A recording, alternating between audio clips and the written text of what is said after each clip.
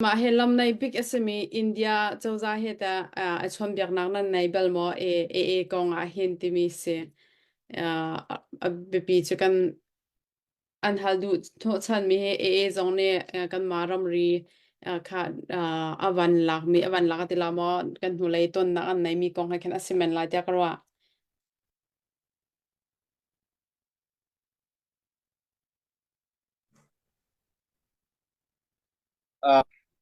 India chu che minung pol ni hen thil zai pau he kan du mi kan thim khau chu ang ki jong he kan du lawa chon thon ne athar kan chok kho chu sela chok kan ti kan du mi kan thim kho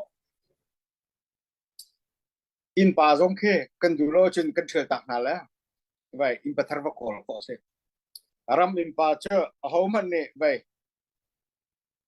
thim nga lao asining ba kha kho chu cha chon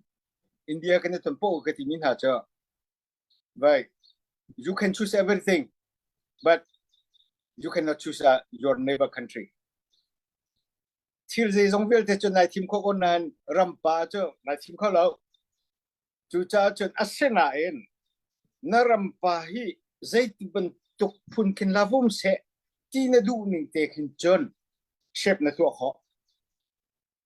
tha za na su hao na du ning te ko na de kan ko na ro pi hao ti ke kan ti ton ki se e chu vaya kan in pa pol ka dor na zonga hen bia kan ro zong han chu ka tai kek pe sepek e chu ti ka atu e second ti lai kong abi kin nam van ti ka hen India nam van ti ka hen ke different levels different layers ke e chauza pakat long ke vai nol nei tu dak sela civil society kan tila mo mi pi chon na ke ar thong tok le mizoram te na chun abana bia long tai te na chun atu i wei ln ti kan thong tok so mizoram pum pi chun wei m ti kan thong tok e khin ha pole an voice ke alien ta tak e khan ha pole ken tha ten kong han chun bia kan ro na chumi phundang kan ram kan ma nolo kan ram a ram me hong lu te kan mi phunna ukbet ang kan timmi tikha tha ten fian ruang atu ban tu ko hong chua chon mizoram chauza jong chu thiam chon India chauza pi jong tha tim bia kan ro India chauza pi jong ka timmi cha pele dua chukram pele dua chukan ram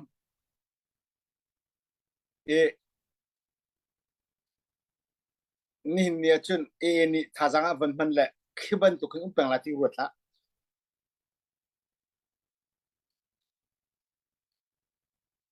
chu cha chun ke khin ha he khin given thakai tu la le riang ka tuan la ti mi ka min ong hai he given thakai tu la le riang ka tuan la ti na kan ti nung de ri mi si ti ke kan ni ti ton mi ke se India pol jong he vai kan ti na cho ke ju vai frank thing ke ti mi na cho India nên du mi kan thai national interest ke thai national security cha je chukun la junior bomber abi pi ke thai asena in min ong hai long ne pi ro long ni hin decision making salau decision maker salau chosen other ve ke stakeholder dang jong he rakti tot na ti ke vai na kan chon hau na kan biak hau chu lo chen na du min to ko la lo ti ke tha ting kan chim tom na se ni zana Bangladesh post ex general pakhan ne vai amma Bangladesh til sining kong avan tial mi jong kha nan thei ve theu lai da ka te vai rak zau teu lo chu jong a chen an ex general pa ni chen fiang ten avan ti mi che atu vai bangladeshport.net akan vanzau teo la achun ati mi cha vai atu rohingya ku ma hen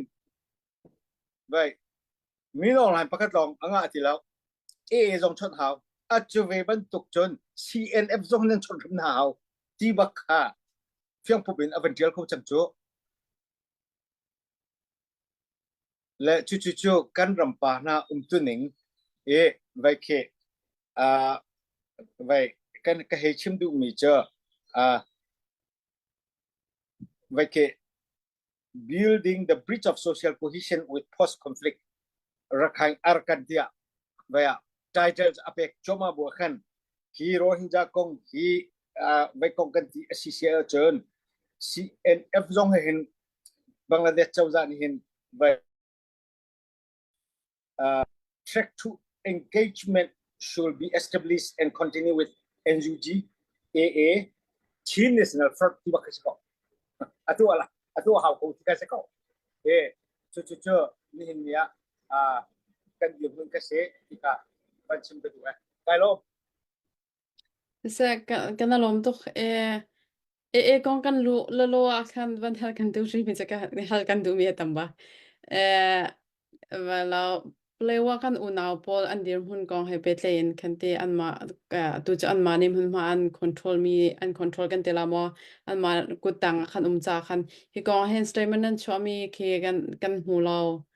nan chua ka mo zai den da hi nan oan kan thailo cha ka zai den da nan dir hun city kha dir hun ti cho me pi sena statement het ben tok du lo la tar na ka ben tok kha chok a thala lo mo nan chua ka lo mo kan hu lo bia na avan si sol me te ka pa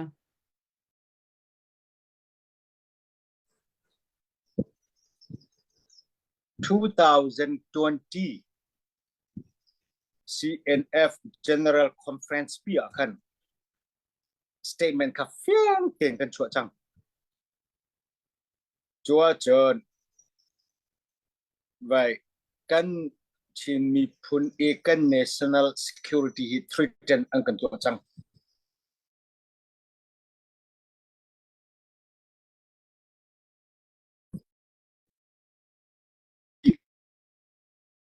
fiang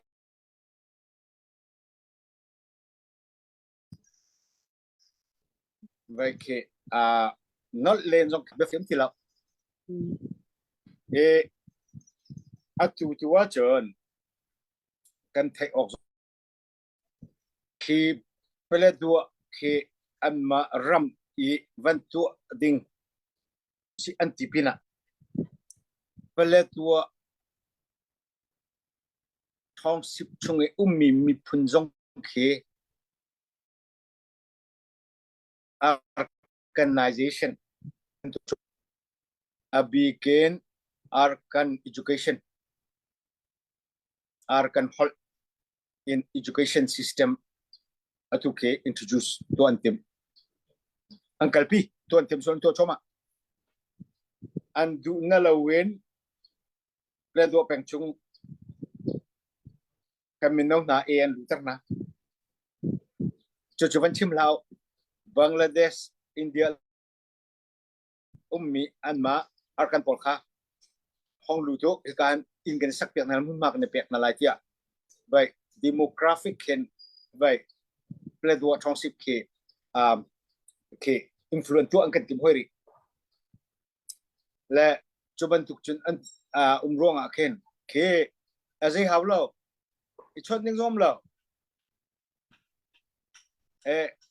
vaya itu ding long atangko